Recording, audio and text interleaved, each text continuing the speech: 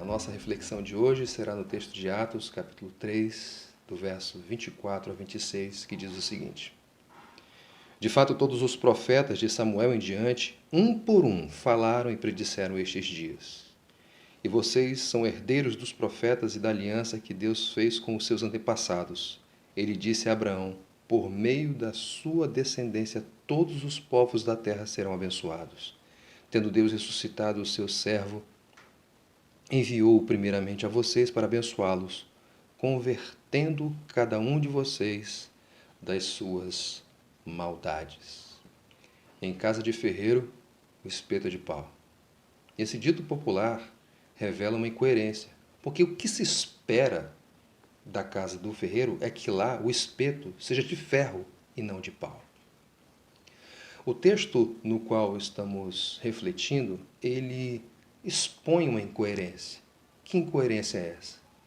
O povo que era herdeiro das promessas, das profecias do Antigo Testamento, da aliança de Deus com os seus servos, era o povo que deveria de primeiro, de pronto, reconhecer quem Jesus era.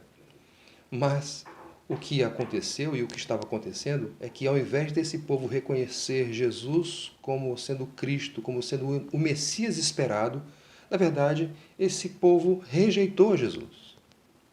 E aí, os apóstolos, na sequência dessa mensagem que começou a ser pregada lá no versículo 11 desse capítulo, eles afirmam isso: olha só, vocês são herdeiros dos profetas e da aliança que Deus fez com os seus antepassados.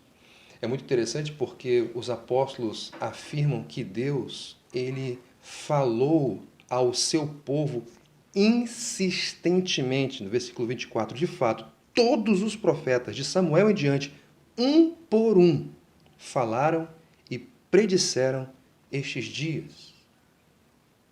Ou seja, Deus falou insistentemente ao longo de toda a história de Israel.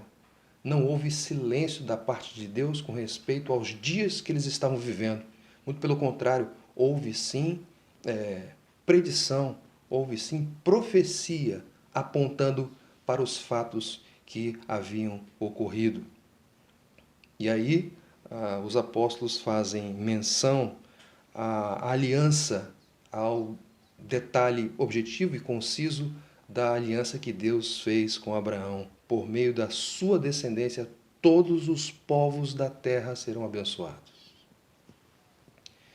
Só que, primeiramente, um povo específico foi abençoado: o povo judeu, de onde as alianças, foram firmadas, foram feitas. O povo com o qual Deus se relacionou, povo que foi herdeiro de Deus, das profecias e das alianças. Deus se manifestou primeiro a eles e diz assim no versículo 26, tendo Deus ressuscitado o seu servo, enviou primeiramente a vocês com o objetivo de abençoá-los. E como essa bênção se constitui? De que consiste essa bênção? Eles dizem: convertendo cada um de vocês das suas maldades.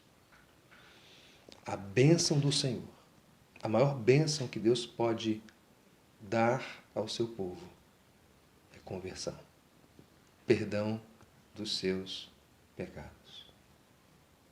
Aprendemos nesse texto aqui que Deus é insistente em se revelar.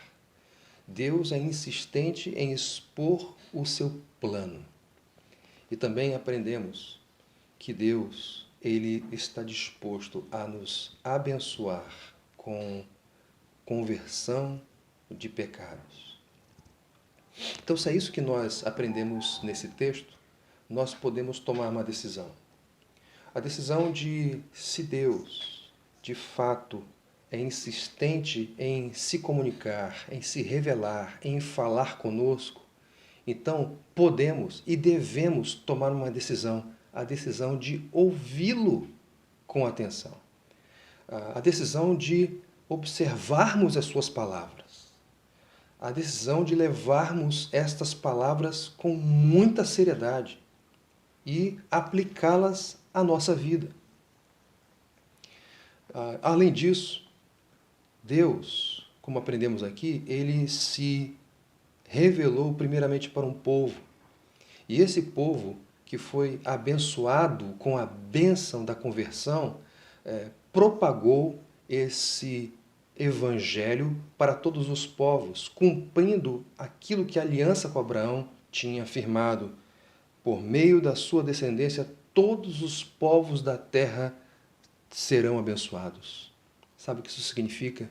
Que o testemunho daqueles que receberam a fé de Jesus se propagou e chegou até mim e você. De forma que essa passagem deve ser um incentivo para que nós tomemos uma outra decisão, não só de ouvir, considerar com seriedade, responder positivamente à palavra insistente de Deus, mas também a decisão de dar sequência a essa propagação, a essa proclamação do Evangelho. A bênção de Abraão chegou até nós, mas ela não deve ser represada por nós, não deve ser parada, impedida em nós, mas ela deve encontrar em nós a sua continuidade. Então decida por fazer assim, para a glória de Jesus, de forma que nós vivamos uma vida coerente com a fé que professamos. Não de acordo com aquele dito popular, em casa de ferreiro, espeto é de pau, mas que na nossa casa o espeto seja de ferro, que na nossa vida haja coerência entre a palavra que ouvimos e aquilo que praticamos no nosso dia a dia. Que Deus abençoe.